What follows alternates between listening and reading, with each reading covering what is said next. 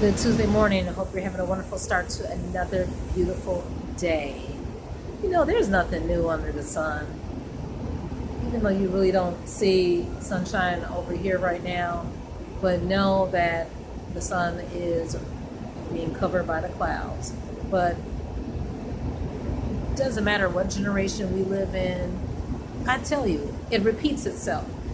Now, you know that we're in Ruth, the second chapter, and I really never noticed this verse. In verse 22, it was talking about how Boaz said, look, you know what, Ruth, stick with my girls, my maidens, and glean the barley with them, because what would happen is, because you're a young, fine tenderoni, the old dirty men, the molesters, will try to get you. You think I'm lying? In the youth version, it says, and Naomi told her daughter-in-law Ruth, it's a good idea, my daughter, that you go out of the fields with his young women. If you go to someone else's field, you may be molested. And then in the King James Version, that thou go out with his maidens, that they meet thee, they,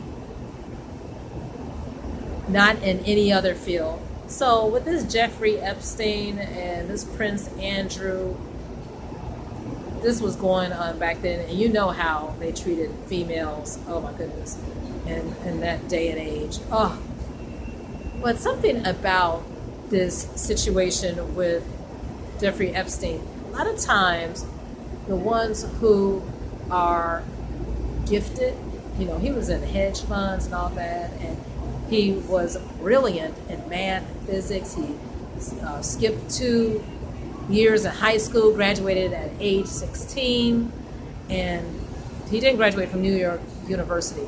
But what I would say is the devil is on all of our tracks. He wants to, annihilate all of us.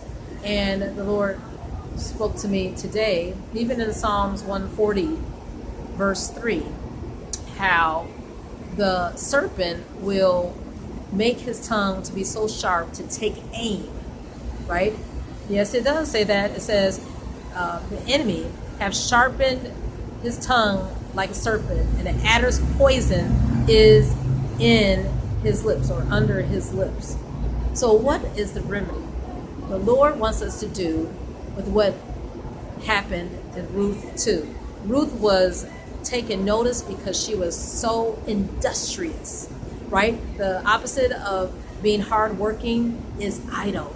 She worked from sun up to sundown, right? In Galatians 6:9, it says, do not be weary in well-doing, right? We have to take that on as far as the attributes of doing the work of the Lord and staying busy and making sure our hands are dedicated to the work of the Lord. And I'm talking about the hands, because so many of us keep this device in our hands and we're not able to do anything. I talked to my son about that. Oh my goodness, it's like an addiction, these phones. Now, occasionally, checking in on it, but how can you even do sustained work and you're constantly being distracted? Yeah. And it says in verse 17, talks about the amount of time that Ruth was able to work. She was taking notice from sunup to sundown. And at the end, her product, she was able to bring almost 24 pounds or 48 pounds of barley back to Naomi, right? A full reward be given to her. And she was able to share that with her, in addition to the leftover lunch that Boaz hooked her up with.